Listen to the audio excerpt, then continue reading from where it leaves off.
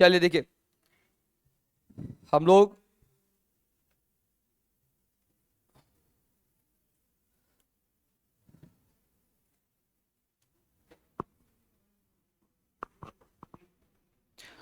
बात करने वाले हैं करंट अफेयर के बारे में, समसामयिकी घटनाओं के बारे में। बेसिकली ज्योग्राफी का जो टॉपिक है हम उसको रेगुलरली स्टार्ट करेंगे, ठीक है। और जो आपके टॉपिक्स हैं करंट अफेयर से रिलेटेड जो आपसे एग्जाम में पूछे जाते हैं, ठीक, वो टॉपिक हम स्टार्ट कर रहे हैं। और करंट अफेयर जिसको आप समसामयिकी बोलते हैं, ये आपके एग्जाम के लिए कितना इंपॉर्टेंट है। अगर आप एसएससी का एग्जाम देते हैं, एसएससी वाले ही अधिकतर सभी लोग, या सभी लोग एसएससी का एग्जाम आप देंगे, एसएससी के एग्जाम में ऐसे सब्जेक्ट्स जो सबसे कम पढ़ने पर सबसे ज्यादा पेपर में आपसे पूछे जाते हैं, उनमें से एक सब्जेक्ट है आपका करंट अफेयर। ये बात क्लियर है। जैसे कुछ ऐसे सब्जेक्ट हैं, जैसे आपका करंट अफेयर हो गया, इसके अलावा पर्यावरण हो गया, ठीक है, इसके अलावा कंप्यूटर जैसे कुछ सब्जेक्ट ऐसे होते हैं जिनमें आपको बहुत ज्यादा नहीं पढ़ना होता और क्वेश्चंस आपके कम पढ़ने में ही ज्यादा क्वेश्चन आपके एग्जाम में बन जाते हैं, ठीक है। तो हम यहाँ पर एक टॉपिक स्टार्ट कर रहे हैं जिसको आप क्या बोलने वाले हैं, करंट अफेयर। और करंट अफेयर पढ़ने के बहुत तरीके आपको मिल जाएंगे, ठीक है। बहुत तरीके मतलब आपको ऐसे भी करंट अफेयर मिल जाएंगे जो डेट वाइज पढ़ते हैं, आज क्या हुआ, कल क्या हुआ, परसों क्या हुआ। ये बहुत ज्यादा, मेरे नजर से आप देखें तो मुझे क्या लगता है, ये बहुत ज्यादा आपके लिए बेनिफिशियल नहीं होता है, ठीक है। पर डे में आप ऐसे भी करंट अफेयर पढ़ते हैं जो आपके काम के नहीं है, और आज कोई इवेंट हुआ है, परसों फिर से उससे रिलेटेड कोई इवेंट हो जाए, तो फिर आप क्या बार बार टाइम वेस्ट करेंगे, क्या आज भी पढ़ेंगे उसको, परसों भी पढ़ेंगे। करंट अफेयर हम जो स्टार्ट करने वाले हैं वो टॉपिक वाइज करने वाले हैं, ठीक है। कैसे करने वाले हैं, टॉपिक वाइज करंट अफेयर करने वाले हैं। टॉपिक वाइज का मतलब क्या होता है कि हम एक टॉपिक उठाएंगे और एक टॉपिक उठा करके पूरा साल भर का करंट अफेयर जो उससे रिलेटेड है वो हम सारा वहां पर कवर करेंगे। इससे क्या होगा, इससे दो तीन चीजें आपको फायदे में मिलेंगी। पहला, आप करंट अफेयर के विषय पर एक पर्टिकुलर सब्जेक्ट पर आप स्टेबल रह पाएंगे। जैसे सपोज करें आज हम स्टार्ट करने वाले हैं पर्यावरण से संबंधित प्रमुख घटनाएं, यानी कि इन्वायरमेंट से रिलेटेड प्रमुख घटनाक्रम जो भी हमारे यहाँ लास्ट 1 ईयर के अंदर घटित हुई हैं, उन सबको हम एक साथ पढ़ेंगे। फिर इसके बाद हम पढ़ेंगे किसके बारे में, साइंस एंड टेक्नोलॉजी के बारे में, यानी कि विज्ञान एवं प्रौद्योगिकी के बारे में जो भी घटनाएं एक साल में घटी हैं उनके बारे में पढ़ेंगे। फिर आप बात करें किसके बारे में, आप अवार्ड्स के बारे में पढ़ेंगे। पूरा एक जो टॉपिक है, हम जब अवार्ड्स पढ़ना स्टार्ट करेंगे नेशनल, इंटरनेशनल और एमपी के, तो पूरा एक टॉपिक हम कवर करेंगे जिसमें आप केवल और केवल किसके बारे में पढ़ेंगे, अवार्ड्स के बारे में, यानी कि हम जो पुरस्कार मिलते हैं उनके बारे में पढ़ेंगे। ये बात क्लियर है। तो ऐसे आ जाए, ऐसे हम स्लॉट्स में डिवाइड करेंगे करंट अफेयर को, उससे आपका करंट अफेयर खत्म भी जल्दी होगा और आप टू दी पॉइंट बात करेंगे। जो टॉपिक आप पढ़ने वाले हैं आपके पास प्रॉपर नोट्स भी बन जाएंगे कि करंट अफेयर जो है वो पिछले एक साल का, ये आपका पर्यावरण यानी कि एनवायरमेंट से संबंधित जो भी घटनाएं हुई हैं वो सारी हम एक साथ पढ़ने वाले हैं। तो इसको हम पूरा सेगमेंट में डिवाइड करेंगे। फिर डिफेंस स्टार्ट करेंगे, यानी कि अगर आप देखें आज रिसेंटली करंट अफेयर का जो इशू बना हुआ है वो सबसे ज्यादा क्या बना हुआ है, डिफेंस सेक्टर बना हुआ है। कई सारे देश एक दूसरे देश पर क्या कर रहे हैं, अटैक कर रहे हैं, आक्रमण कर रहे हैं। तो करंट अफेयर में उन देश के से संबंधित चीजें, जैसे उसकी कैपिटल क्या है या फिर वो कितने देशों से घिरा हुआ है, उसकी लोकेशन क्या है, ये स्टैटिक जीके में आपको आ जाता है। तो बहुत सारे पॉइंट्स हम क्या करने वाले हैं, यहाँ पर कवर करने वाले हैं, ठीक है। तो आज जो फर्स्ट टॉपिक हम स्टार्ट कर रहे हैं वो कौन सा टॉपिक रहेगा आपका, हम बात करेंगे पर्यावरण, यानी कि आपके एनवायरमेंट से रिलेटेड करंट अफेयर के बारे में, जो लास्ट एक साल में आपसे घटनाएं आपने एनवायरमेंट से संबंधित देखी हुई है। इतनी कहानी क्लियर है। और पर्यावरण की बात की जाए, पर्यावरण की बात की जाए और यहां पर रामसर साइट की बात ना की जाए। अभी रिसेंटली आपने देखा भारत में रामसर स्थल डिक्लेयर किए गए हैं। रामसर स्थल याद रखना, हम किसकी बात कर रहे हैं यहां पर। सबसे पहले पहला जो टॉपिक हमारा करंट अफेयर का वो क्या रहेगा, रामसर स्थल। देखिए रामसर स्थल क्या होते हैं भाई, रामसर स्थल नाम सुना है इससे पहले इसका कहीं, रामसर स्थल। देखिए रामसर स्थल एक सूची होती है जो आर्द्र भूमियों की होती है, वेटलैंड की होती है, दलदल क्षेत्रों की होती है। आर्द्र भूमि क्या होती है, जिसको आप देसी भाषा में क्या बोलते हैं, हमारे लोकल बोलचाल की भाषा में इसको आप दलदल बोलते हैं, जहां पे मिट्टी और पानी दोनों ही पाए जाते हैं। ठीक है, ऐसे क्षेत्र क्या कहलाते हैं आपके, दलदल यानी कि वेटलैंड यानी कि आर्द्र भूमियां कहलाती हैं। ये बात क्लियर है। आर्द्र भूमियां कहां पर होती हैं, आर्द्र भूमियां होंगी किसी लेक, ये एक लेक है जिसमें पानी भरा हुआ है और इसके आसपास आपको स्थलीय भाग मिलेगा।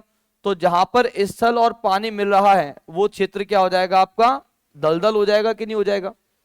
या फिर नदियों की हम बात करें, नदी इस तरीके से अगर नदी कहीं पर प्रवाहित हो रही है, फ्लो कर रही है, तो नदियों के किनारों पर जहां पर स्थल और पानी आपस में मिलता है वो क्या हो जाएगा आपका, आर्द्र भूमि यानी कि दलदलीय क्षेत्र हो जाएगा। या फिर समुद्र तट, ये आपका कॉन्टिनेंट वाला यानी कि महाद्वीप वाला क्षेत्र है, और यहां पे क्या है आपका, जलीय क्षेत्र यानी कि समुद्र है। तो जहां पे समुद्र और जल आपस में मिल रहे हैं वहां पर किस प्रकार की स्थलाकृति बन जाती है, आर्द्र भूमि यानी कि वेटलैंड बन जाता है। तो आर्द्र भूमि का मतलब समझ में आ गया कि नहीं आ गया, यानी कि वेटलैंड जिसे आप क्या बोलते हैं, दलदलीय स्थल बोलते हैं। और ये आपको लेक यानी कि झील के किनारों पर, नदियों के किनारों पर, जहां पर समुद्र हमारे स्थल से मिलते हैं, कोस्टल एरियाज यानी कि तटीय क्षेत्रों पर, ऐसी जगह पे आपको क्या मिलते हैं, आर्द्र भूमि। क्या मिलती है आपको, आर्द्र भूमि, जिसको आप क्या बोलते हैं, वेटलैंड बोलते हैं। यहां पर आर्द्र भूमि का जो क्षेत्र होता है, आर्द्र भूमि का जो क्षेत्र होता है, ये बायो डायवर्सिटी के पॉइंट ऑफ व्यू से, जैव विविधता के रूप से बहुत ज्यादा महत्वपूर्ण है। अब जैव विविधता क्या होती है, किसी क्षेत्र में जितनी ज्यादा स्पीसीज पाई जाएंगी, जितनी ज्यादा प्रजातियां पाई जाएंगी जीवों की, तो हम क्या कहेंगे, जैव विविधता, बायोडायवर्सिटी उतनी ही अधिक मानी जाएगी। यानी किसी क्षेत्र में उपस्थित विभिन्न विभिन्न प्रकार के जीवों की प्रजातियों की संख्या उस क्षेत्र की क्या बताती है, जैव विविधता यानी कि बायोडायवर्सिटी बताती है। तो ये जो आर्द्र भूमि क्षेत्र आप देख रहे हैं ये कैसे हैं, ये जैव विविधता वाले क्षेत्र होते हैं, बायोडायवर्सिटी वाले रीजन होते हैं, जहां पर ऐसे जीव पाए जाते हैं जो जल में भी रहते हैं, ऐसे जीव भी पाए जाएंगे जो स्थल में रहते हो, और ऐसे जीव भी पाए जाते हैं जो स्थल और जल दोनों में रह सकते हैं। इसीलिए आर्द्र भूमि क्षेत्र क्या होते हैं, बायोडायवर्सिटी यानी कि जैव विविधता के रूप में बहुत ज्यादा महत्वपूर्ण होते हैं। तो आर्द्र भूमि समझ में आ गया कि नहीं आ गया। आर्द्र भूमि वेटलैंड क्या होता है, ऐसे क्षेत्र जो पानी और वाटर और लैंड यानी कि सॉइल से मिलकर के बनते हैं, दलदलीय जैसी स्थिति होती है, और ये किस लिए महत्वपूर्ण होते हैं, जैव विविधता के लिए। इतनी कहानी क्लियर है। अब रामसर जो है ये ईरान में एक जगह है, एक शहर का नाम है, कहां पर, ईरान में। ये बात क्लियर है। ईरान के रामसर में हमने एक कन्वेंशन को बुलाया, कन्वेंशन यानी कि एक बैठक बुलाई हमने, एक कॉन्फ्रेंस को बुलाया। इतनी कहानी क्लियर है।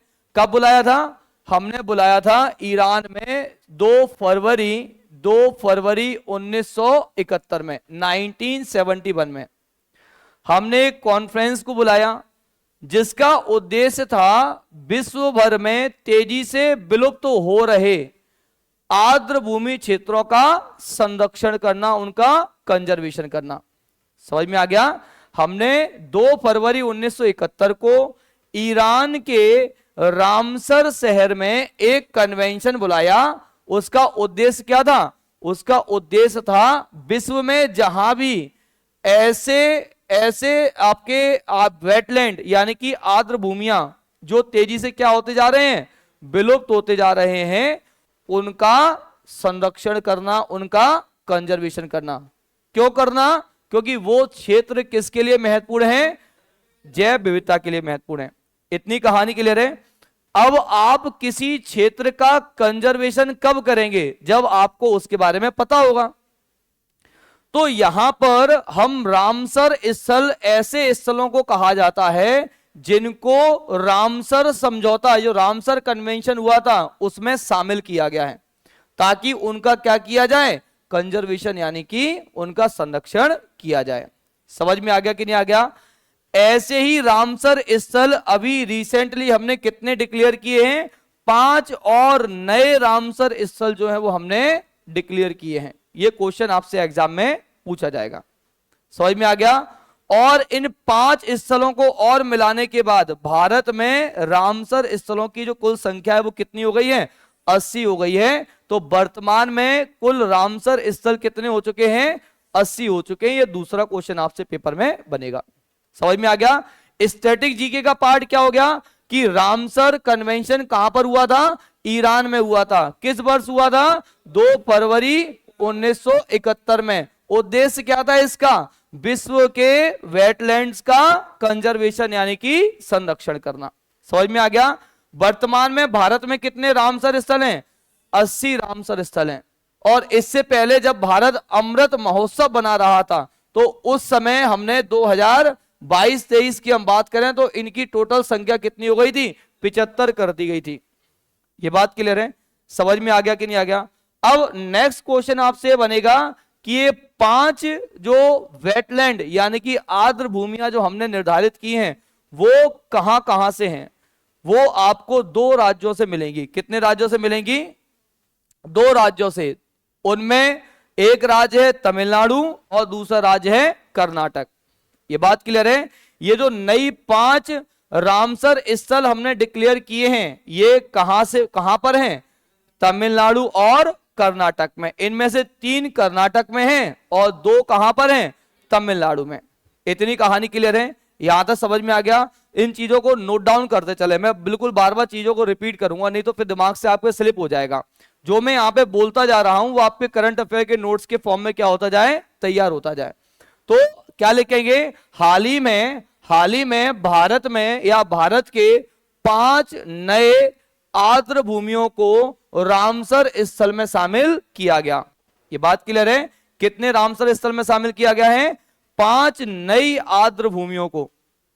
इतनी कहानी क्लियर है?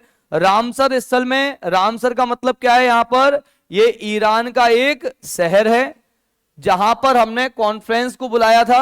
कब बुलाया था हमने? 2 फरवरी 1971 में। और इस कॉन्फ्रेंस का उद्देश्य क्या था? लिख लेना, आर्द्र भूमियों का संरक्षण करना, कंजर्वेशन करना। इतनी कहानी क्लियर है? समझ में आ गया कि नहीं आ गया? और कुल मिलाकर के कितनी आर्द्र भूमियां हो गई हमारे यहां? 80 यानी कि 80। अब ये आर्द्र भूमियां कौन कौन सी हैं? आपके पेपर में कई बार आपने ऐसा सुना होगा कि कोई भी नेशनल पार्क आ जाता है रैंडमली, कोई भी नेशनल पार्क यानी कि राष्ट्रीय उद्यान, कोई भी अभ्यारण्य आ जाता है। तो आपको दिमाग में लगता होगा यार कि ऐसे कितने अभ्यारण्य और नेशनल पार्क हम याद करेंगे। ऐसे सारे अभ्यारण्य और नेशनल पार्क हमको याद करने की आवश्यकता नहीं होती है। वो स्थल आने का राज छुपा होता है करंट अफेयर के अंदर। जैसे ये 5 जो हमने आर्द्र भूमियां किसमें शामिल की हैं? रामसर स्थल में शामिल की हैं। तो वो आर्द्र भूमियों की लोकेशन पूछ ली जाएगी। समझ में आ गया? तो हमको लगेगा कि ये कहां से आया है? नेशनल पार्क या फिर सेंचुरी से आया है। लेकिन वो आया क्यों है? क्योंकि उसका जिक्र करंट अफेयर में हुआ था। ये क्वेश्चन पकड़ने का तरीका होता है। आपको मुंह उठा करके हमको ऐसे सारी चीजें नहीं रटनी होती हैं। हमको ये देखना है कि लास्ट 1 ईयर के अंदर कौन कौन सी चीजें ज्यादा ट्रेंडिंग में रही हैं जिनसे क्वेश्चंस बनने की पॉसिबिलिटीज ज्यादा होती है। वो डायरेक्ट नहीं पूछेगा कि रामसर साइट थी कि नहीं थी, वो कोई भी एक सेंचुरी पूछ लेगा उठा करके और पूछेगा बताओ इसके बारे में, ये किस राज्य में है। तो हम क्वेश्चन को समझ नहीं पाते कि ये क्वेश्चन आया क्यों है। आप जब प्रैक्टिस सेट लगाते हैं ना तो ये क्वेश्चन जो है अपने मन में पूछा करो कि ये क्वेश्चन आया क्यों आखिरकार। तो आपको ये आइडिया लगाने में, एक अनुमान लगाने में सहायता मिलेगी कि आगे आने वाले क्वेश्चन किस तरीके के हो सकते हैं। समझ में आ गया? तो 5 शहर कौन कौन से हैं, 5 क्षेत्र कौन कौन से हैं? सबसे पहले आप देखेंगे अंक समुद्र पक्षी अभ्यारण्य। अंक समुद्र पक्षी अभ्यारण्य। अब पेपर में आ जाएगा कि भाई अंक समुद्र पक्षी अभ्यारण्य कहां पर है। तो कितने अभ्यारण्य याद करोगे? सारे नहीं करने हैं, ये याद करना है। क्यों याद करना है? क्योंकि हमने इसको किस में शामिल किया है? रामसर, आपका रामसर लिस्ट में हमने इसको शामिल, इस स्थल में हमने इसको शामिल किया है। और ये कहां पर है आपका? ये आप लिख देना कर्नाटक में है। ये कहां पर है आपका? कर्नाटक में। 5 स्थल कौन कौन से शामिल किए हैं?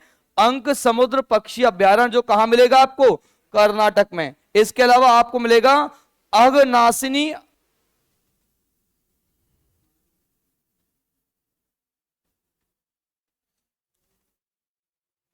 अघनासिनी, अघनासिनी एस्चुरी,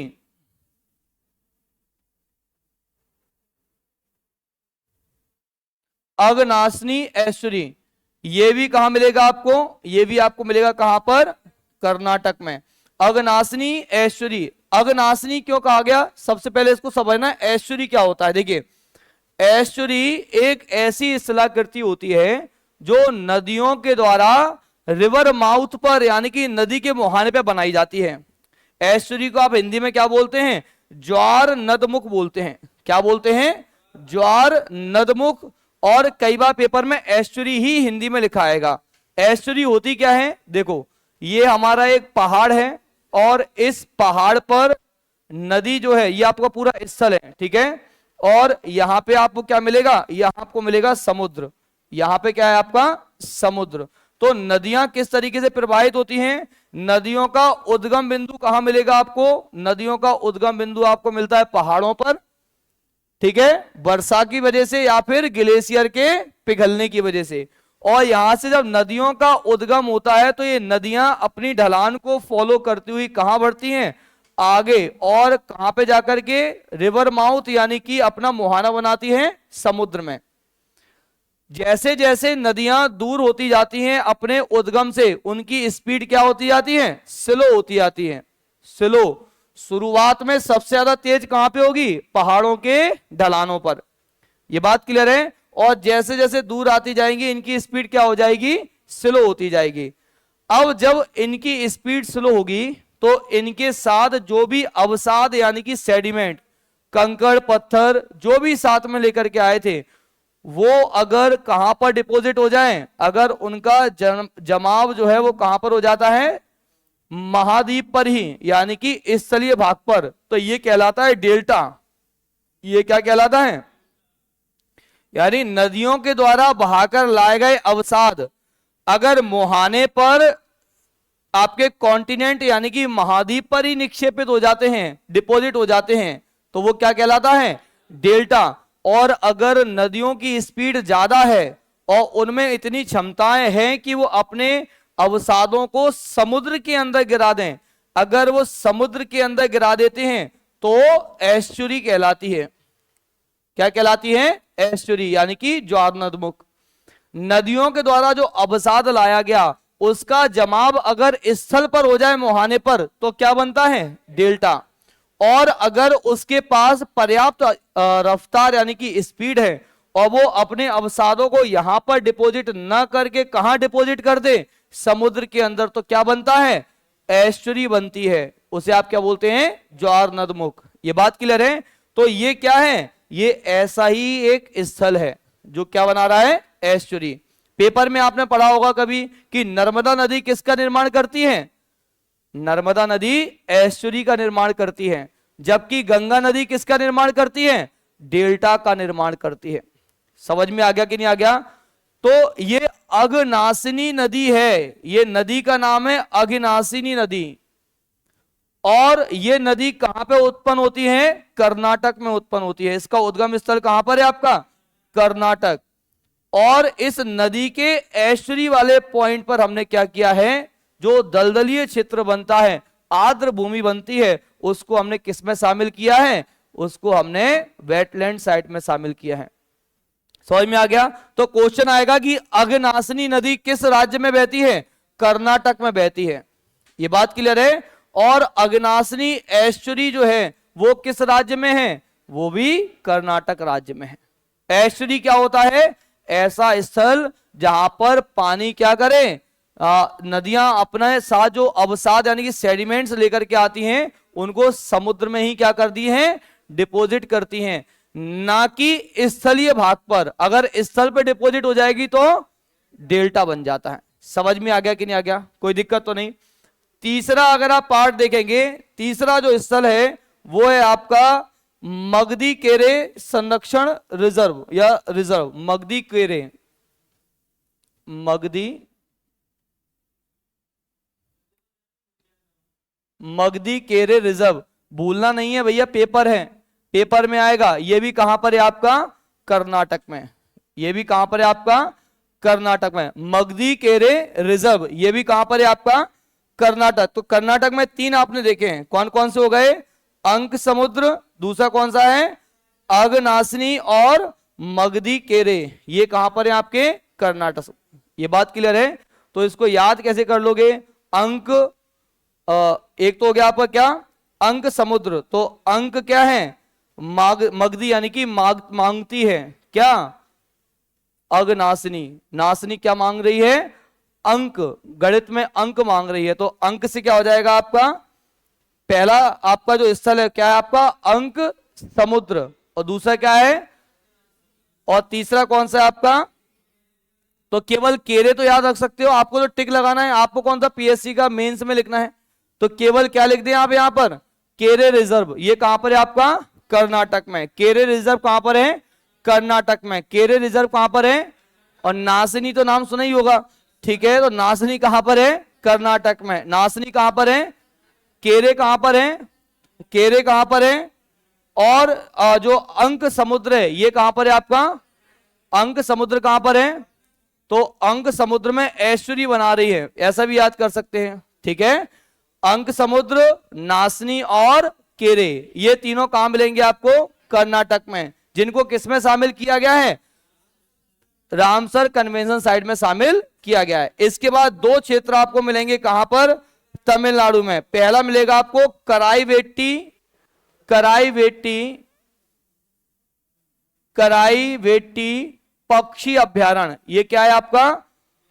पक्षी अभ्यारण्य, जहां पे किसका संरक्षण किया जाता है? पक्षियों का संरक्षण किया जाता है। तो कराईवेट्टी पक्षी अभ्यारण्य कहां पर है आपका? तमिलनाडु में है। कराईवेट्टी पक्षी अभ्यारण्य कहां मिलेगा आपको? तमिलनाडु में। और इसके अलावा एक आपको मिलेगा Longwood solar reserve one, Longwood solar.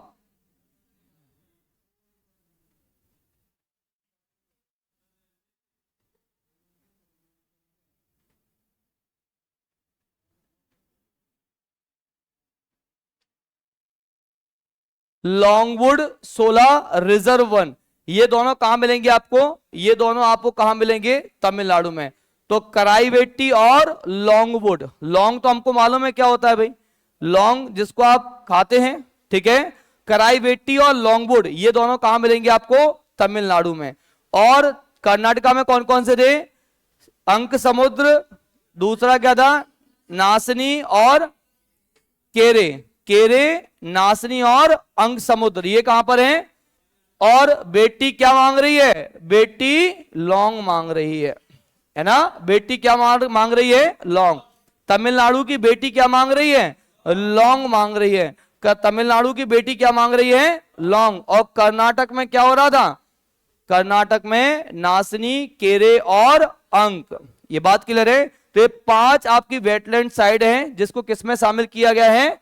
जिनको रामसर साइट में शामिल किया गया है। रामसर साइट से याद आएगा, याद रखना, हम विश्व आर्द्र भूमि दिवस, आर्द्र भूमि दिवस कब मनाते हैं? 2 फरवरी को मनाते हैं, ठीक है? कब मनाते हैं लिख लेना। विश्व आर्द्र भूमि दिवस जो है वो कब मनाया जाता है? 2 फरवरी को मनाया जाता है। और पहली बार बनाया गया था कब? पहली बार बनाया गया था 1997 में।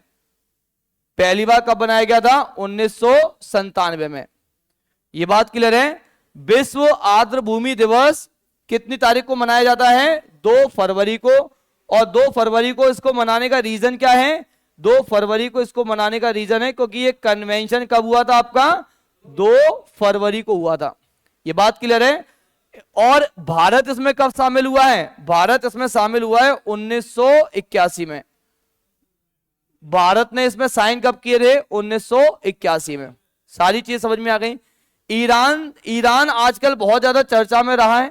क्यों रहा है? ईरान ने क्या किया है? अटैक किया है। किस पे अटैक किया है भाई? ईरान ने अटैक किया है किस पर? इजराइल पर अटैक कर दिया। और पहली बार ऐसा हुआ है जब ईरान ईरान ने डायरेक्ट इफेक्ट किया है किस, अटैक किया है कैसे? इजराइल को। तो ईरान मालूम है कहां पर है? ईरान जो है वो भारत के पश्चिम में है। कहां पर है? भारत के पश्चिम में। भारत के पश्चिम में आपको पहले क्या मिलेगा? पाकिस्तान, और पाकिस्तान के बाद मिलेगा आपको ईरान, ठीक है। और ईरान के बाद मिलता है हमको इराक, और इराक और ईरान को मिलाकर के पहले फारस कहा जाता था। क्या कहा जाता था? फारस, यानी कि पर्सिया, जहां से कौन आया था? बेबीलोन यानी कि सिकंदर आया था। ये बात क्लियर है? तो जो पहले पर्सिया था उसी को आप क्या बोलते हैं? ईरान और इराक बोलते हैं। तो ईरान पाकिस्तान का पड़ोसी है, जो पाकिस्तान से क्या करता है? बॉर्डर शेयर करता है। ईरान का अगर आप बॉर्डर देखें तो पूर्व में ये किससे बॉर्डर लगाता है? ईस्ट में ये पाकिस्तान से बॉर्डर लगाता है, और यहां पे लगाता है ये किससे बॉर्डर? अफगानिस्तान से। किससे बॉर्डर लगाता है? अफगानिस्तान। अफगानिस्तान के अलावा यहां पर ये उत्तर नॉर्थ में बॉर्डर लगाता है किससे? कैस्पियन सागर, कैस्पियन सी से बॉर्डर लगाता है। ये बात क्लियर है? इसके अलावा यहां पे ये बॉर्डर लगाता है अजरबैजान से। किससे लगाएगा? अजरबैजान, ये भी एक क्या है? कंट्री है, ठीक है। अजरबैजान से बॉर्डर लगाता है। इसके अलावा ये लगाता है आर्मेनिया के साथ बॉर्डर। किसके साथ लगाएगा? आर्मेनिया। आर्मेनिया के बाद ये लगाता है बॉर्डर किससे? तुर्की के साथ। किससे बॉर्डर लगाता है? तुर्की। तो ईरान की ज्योग्राफिकल लोकेशन आपको पता होनी चाहिए, इसकी आपको कैपिटल पता होनी चाहिए, और इसके हेड ऑफ द स्टेट का नाम आपको पता होना चाहिए। ये आपका होमवर्क है। ईरान का कैपिटल और ईरान का जो राज प्रमुख है, यानी कि जो हेड है इनकी स्टेट का, उसके बारे में आपको पता होना चाहिए। तो ईरान किन किन से बॉर्डर शेयर करता है? यहां पे पाकिस्तान, ऊपर अफगानिस्तान, फिर आपको मिलेगा अजरबैजान, तुर्की। इसके अलावा आपको वहां पे क्या मिलेगा? कैस्पियन सी, यानी कि कैस्पियन सागर। ये बात क्लियर है? और नीचे आपको मिलेगा फारस और ओमान की खाड़ी। यहां पे क्या मिलेगा? फारस और ओमान की खाड़ी। खाड़ी क्या होती है मालूम है? वैली जिसको कहा जाता, वैली, वैली नहीं, वो देखिए यहां पर खाड़ी का मतलब है, वैली होती है आपकी घाटी, खाड़ी का मतलब होता है वे और गल्फ। एक ऐसा जलीय भाग जो तीन साइड से किससे घिरा होता है? स्थल से घिरा हुआ होता है, उसे क्या कहा जाता है? खाड़ी कहा जाता है।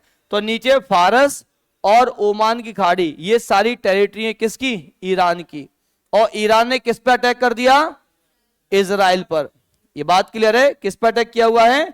इजराइल। और इजराइल का पंगा पहले से ही चल रहा था। किससे? इजराइल की लड़ाई किससे चल रही थी? पड़ोसी, क्या नाम था उसका? इजराइल की लड़ाई किससे चल रही थी? फिलिस्तीन, और यानी कि फिलिस्तीन से चल रही थी। किससे चल रही थी? फिलिस्तीन से। ये बात क्लियर है? चलिए नेक्स्ट आप अगला टॉपिक देखेंगे। नेक्स्ट जो टॉपिक है जो आपसे एग्जाम में पूछा जाएगा वो है, भारत में अभी हाल ही में हिम तेंदुआ की रिपोर्ट आई है। किसका सेंसस आया है? हिम तेंदुआ। हिम तेंदुआ क्या होता है भाई?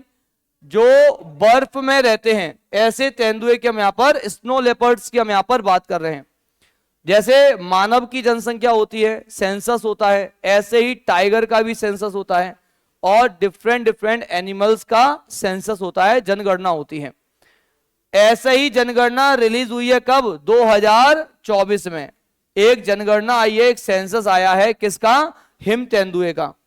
हिम तेंदुए के बारे में कहा गया है कि भारत में सबसे ज्यादा, या भारत में टोटल इनकी जो संख्या है वो कितनी है? 718। हिम तेंदुओं की संख्या कितनी है?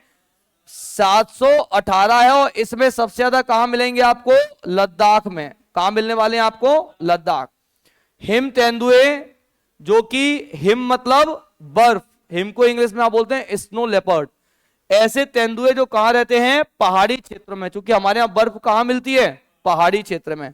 बाकी दूसरे क्षेत्रों में आप ध्रुवों पर जाएंगे तो आपको नीचे भी मिल जाएंगे, लेकिन हमारे यहां बर्फ कहां मिलती है? पहाड़ों पर। तो हिम तेंदुओं की जो संख्या अभी बताई गई है वो कितनी बताई गई है? 2018 बताई गई है। और उसमें भी सबसे ज्यादा कहां पर है आपके, लद्दाख में। लद्दाख में कितने हैं, 477 हिम तेंदुए आपको मिल जाएंगे। ठीक है, और दूसरे नंबर पे आपका उत्तराखंड, दूसरे नंबर पे कौन सा आपका, उत्तराखंड। तो सबसे ज्यादा हिम तेंदुए जो है वो किस राज्य में मिलेंगे आपको, लद्दाख में मिलेंगे। और टोटल नंबर ऑफ हिम तेंदुए यानी कि जो आपका स्नो लेपर्ड है वो कितने हैं, 718। ये जो रिपोर्ट है वो कब जारी की गई थी, 30 जनवरी 2024 को। कब जारी की गई है ये रिपोर्ट, 30 जनवरी 2024 को। इतनी कहानी क्लियर है, समझ में आ गया। यहां पर याद रखना, हिम तेंदुए से और भी क्वेश्चन आपसे आएंगे। एक क्वेश्चन आएगा, हिम तेंदुओं के संरक्षण के लिए हमने project snow leopard, project him तेंदुआ हमने स्टार्ट किया 2009 में, लिख लेना इसको भी। 2009 में हिम तेंदुए के संरक्षण के लिए एक प्रोजेक्ट, जैसे टाइगर प्रोजेक्ट स्टार्ट किया था हमने, ऐसे ही हिम तेंदुए के संरक्षण के लिए हमने क्या किया है, एक प्रोजेक्ट स्टार्ट किया है, जिसे क्या कहा जाता है, स्नो लेपर्ड प्रोजेक्ट, यानी कि हिम तेंदुआ प्रोजेक्ट, जो कि कब स्टार्ट हुआ आपका, 2009 में। क्वेश्चन पेपर में आएगा कि हिम तेंदुआ प्रोजेक्ट किस वर्ष शुरू किया गया, तो किस वर्ष शुरू किया गया आपका, 2009 में। भारत में कुल हिम तेंदुओं की संख्या, सर्वाधिक हिम तेंदुए की संख्या कहां पर मिलेगी आपको, लद्दाख में मिलती है। सबसे ज्यादा हिम तेंदुए कहां मिलेंगे आपको, लद्दाख में मिलते हैं। इतनी कहानी क्लियर है। एक क्वेश्चन और पेपर में आएगा, क्वेश्चन पेपर में क्या आएगा, 2024 में जो शीतकालीन आपके खेलो इंडिया खेल हुए थे, हमारे यहां गेम होते हैं पूरे इंडिया लेवल पर, नेशनल लेवल पर, जैसे खेलो इंडिया यूथ फेस्टिवल कहा जाता है। विंटर और समर यानी कि शीतकालीन और ग्रीष्मकालीन होते हैं। ऐसे ही हमारे यहां खेल ऑर्गेनाइज कराए गए थे, जिसको कहा गया खेलो इंडिया शीतकालीन खेल, जो कि कब हुए हमारे 2024 में। इसमें हमने मैस्कॉट बनाया था। मैस्कॉट मतलब मालूम है क्या होता है, मैस्कॉट होते हैं, जैसे कोई भी इवेंट ऑर्गेनाइज करते हैं तो एक उसका लोगो बना दिया जाता है। ठीक है, कोई भी इवेंट आप ऑर्गेनाइज करते हैं तो उसका लोगो आता है, वो लोगो ही क्या कहलाता है, मैस्कॉट कहलाता है। ये बात क्लियर है, जो उसे रिप्रेजेंट करता है। जैसे वर्ल्ड कप का आपने देखा होगा, इस तरीके से बॉल बनी हुई थी, नीचे इस तरीके से उसमें लकीरें थी, ये लोगो यानी कि मैस्कॉट होते हैं। ये बात क्लियर है। तो यहां पे जो 2024 का खेलो इंडिया शीत खेल हुए हैं, उसका मैस्कॉट किसे डिक्लेयर किया गया था, हिम तेंदुए को डिक्लेयर किया गया। किसे बनाया गया, हिम तेंदुआ। तो ये भी लिख लेना, खेलो इंडिया 2024 का मैस्कॉट किसे बनाया गया था, हिम तेंदुए को बनाया गया। लिख लें, लिख लिया, लिखोगे नहीं तो नींद आएगी। ठीक है, इसलिए लिखना जरूरी है। समझ में आ गया कि नहीं आ गया। तो 2024 के खेलो इंडिया शीत खेल में इसे क्या किया गया, इसे मैस्कॉट, हिंदी में इसे कहा जाता है शुभंकर। क्या कहा जाता है, इसे शुभंकर कहा जाता है।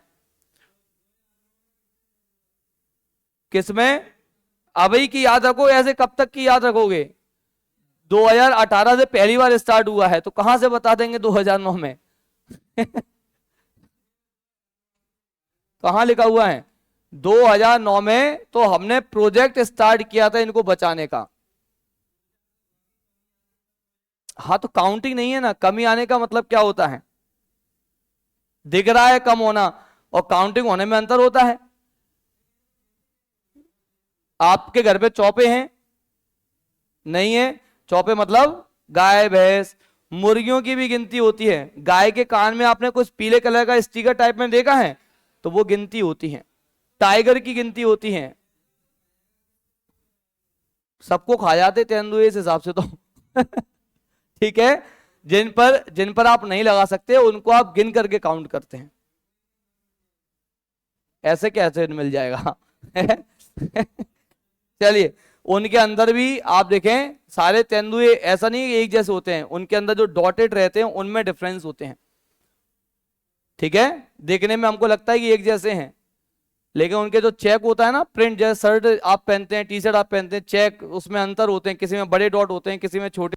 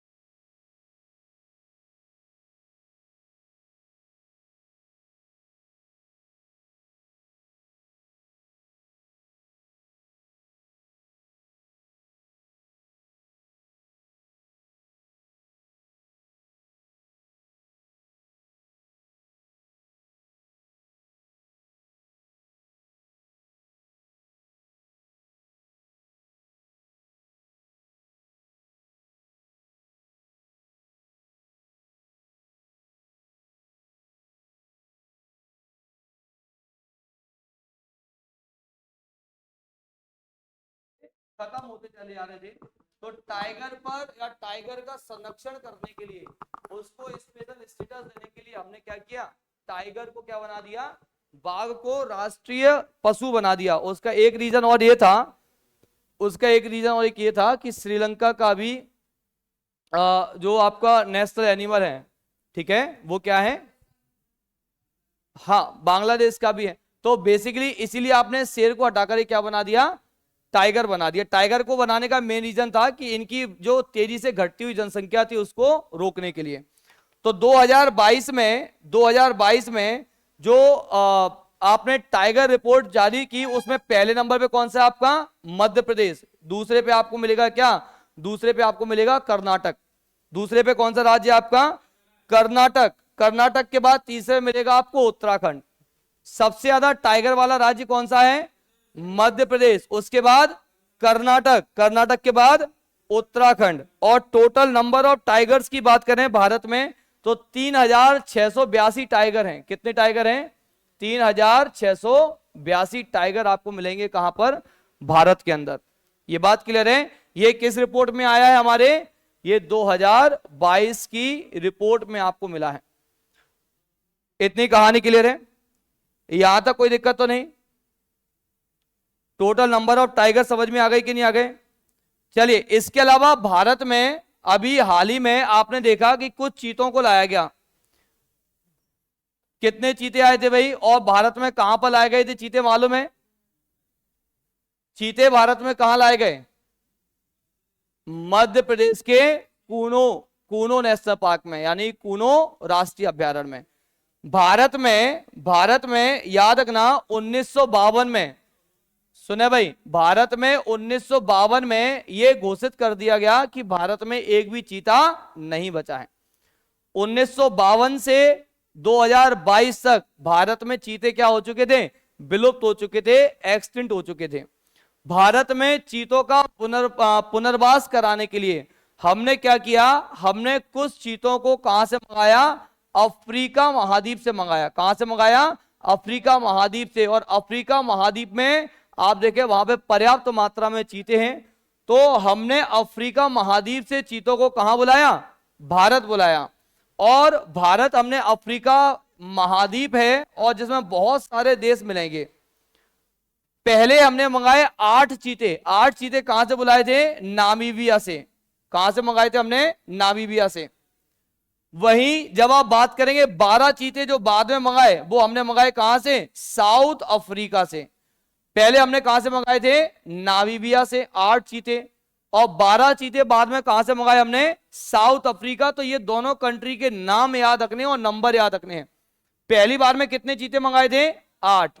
दूसरी बार में कितने मंगाए, 8 मंगाए, वो कहां से आए थे, और जो 12 मंगाए वो कहां से आए थे, साउथ अफ्रीका। ये साउथ अफ्रीका अलग है और ये अफ्रीका अलग है। ये अफ्रीका क्या है, महाद्वीप है, और ये जो साउथ अफ्रीका ये क्या है, ये एक देश है जो अफ्रीका महाद्वीप के साउथ में है, जिसकी क्रिकेट टीम मैच खेलती है, क्रिकेट खेलती है।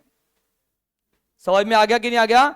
तो अफ्रीका महाद्वीप में बहुत सारे देश आपको मिल जाएंगे। ये आपका होमवर्क है, आपको मुझे बताना है कि कितने देश अफ्रीका महाद्वीप पर मौजूद हैं। ये क्वेश्चन एग्जाम में पूछे जाता है। अफ्रीका महाद्वीप में कुल कितने देश हैं ये आपको पता करके बताना है।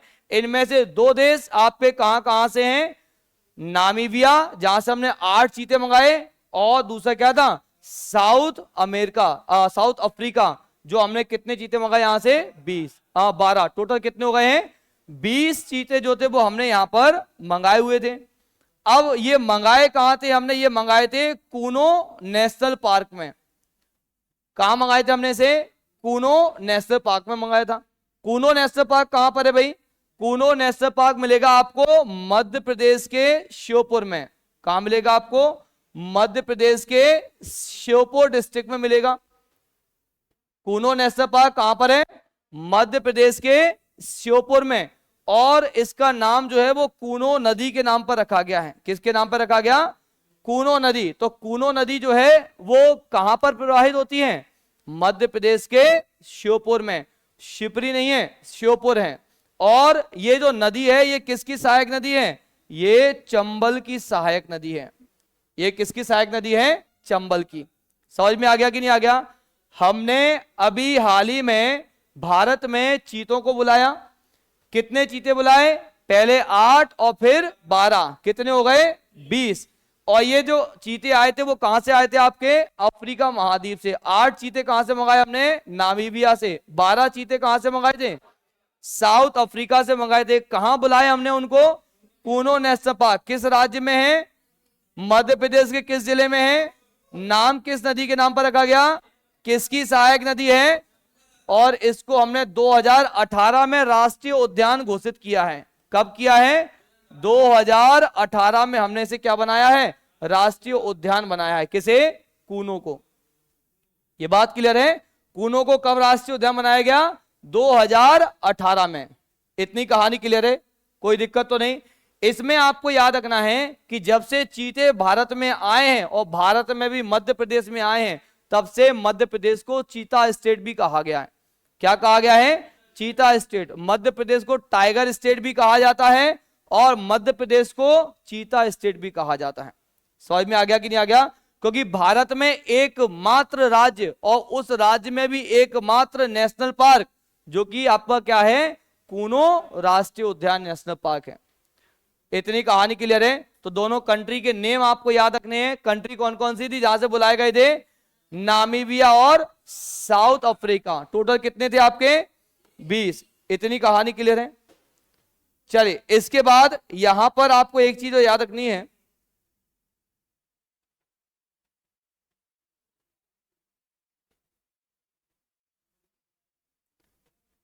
चलिए, अभी हाल ही में बाघ अभ्यारण्य हमने घोषित किया है। एक मिनट इसको समझना। Tiger reserve, tiger reserve project, जिसको आप टीआरपी बोलते हैं, टाइगर संरक्षण परियोजना, बाघ संरक्षण परियोजना। टाइगर रिजर्व प्रोजेक्ट बाघ संरक्षण परियोजना का उद्देश्य क्या है? इसका उद्देश्य है टाइगर यानी कि बाघ का संरक्षण करना। तेजी से विलुप्त हो रहे, तेजी से कम हो रहे बाघों का संरक्षण करने के लिए हमने एक परियोजना स्टार्ट की 1973 में।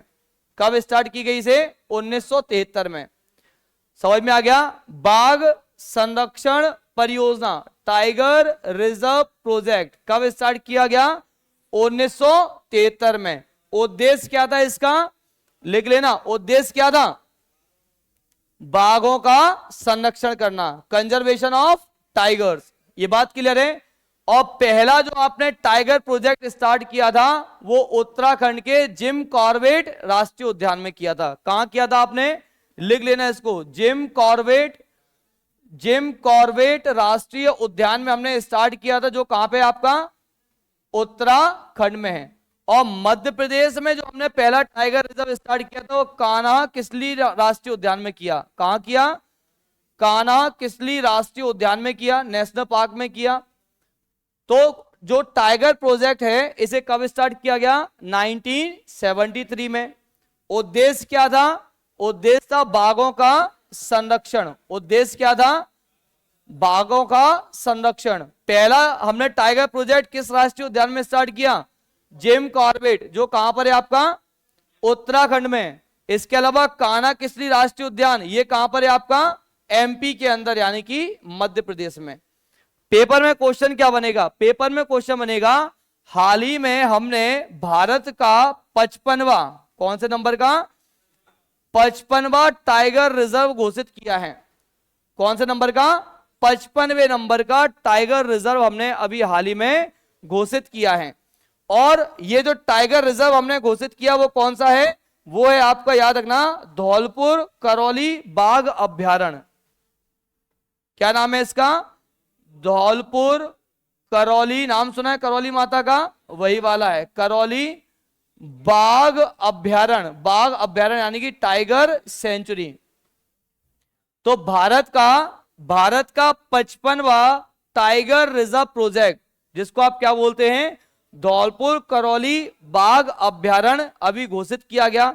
जो किस राज्य में आता है? जो राजस्थान में आता है। कहां पे आता है? राजस्थान में। तो क्वेश्चन आएगा आपसे, धौलपुर करौली बाघ अभ्यारण्य किस राज्य में स्थित है? ये राजस्थान राज्य में स्थित है। और पेपर में आएगा क्यों? क्योंकि इसको क्या डिक्लेयर किया गया, 55वां टाइगर रिजर्व प्रोजेक्ट हमने घोषित किया है। 55वां पूछा गया तो 54वां भी आपसे एग्जाम में आएगा। भाई 54वां जो टाइगर प्रोजेक्ट है वो किसे, वो रानी दुर्गावती अभ्यारण्य को घोषित किया गया था।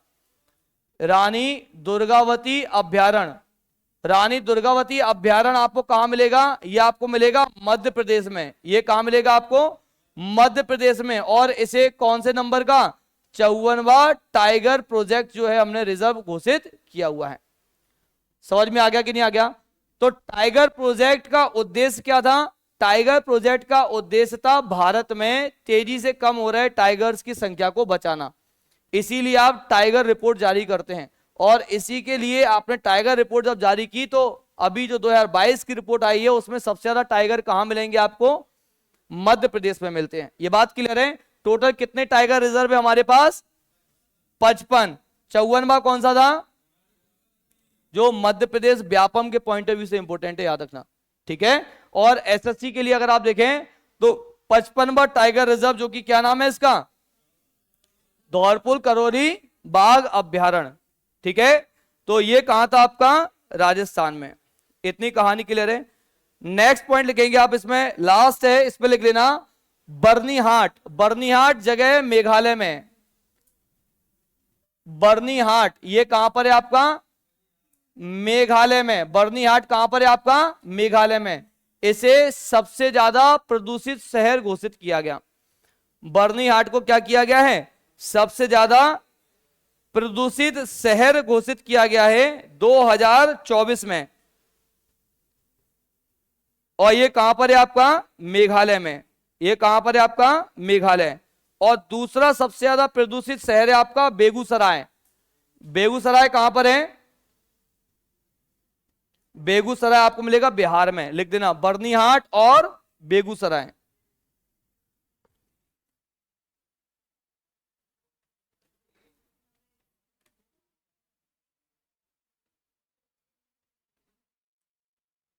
अच्छा, कर्नाटक में कौन कौन से हमने अभ्यारण्य याद किए थे, अंक, नासनी और केरो, केरे, ठीक है। और तमिलनाडु में क्या थे आपके, बेटी लौंग मांग रही है। ये बात क्लियर है, याद हो गया कि नहीं हो गया। धौलपुर और करौली ये कहां पर है आपका, ये कहां पर है आपका, राजस्थान। और इसे क्या डिक्लेयर किया हमने, क्या डिक्लेयर किया, रामसर साइट का मतलब क्या होता है, दलदली क्षेत्र। कहां रामसर है, कहां पर, ईरान में। कहां पर है, ईरान में। तो जो भी हमने याद किए हैं आज, इसको आप रिवीजन कर लेना। बहुत सारे इंपॉर्टेंट क्वेश्चन है, पेपर में आपसे पूछे जाएंगे और हमने चीजों को याद भी कर लिया, ठीक है। ऐसे ही हम नेक्स्ट करंट अफेयर का जो टॉपिक लेंगे वो या तो कोई अवार्ड्स वगैरह ले लेंगे या फिर कोई एक ऐसा सब्जेक्ट का ले लेंगे जो आपसे अलग से एग्जाम में पूछा जाता है। चलिए, जय हिंद।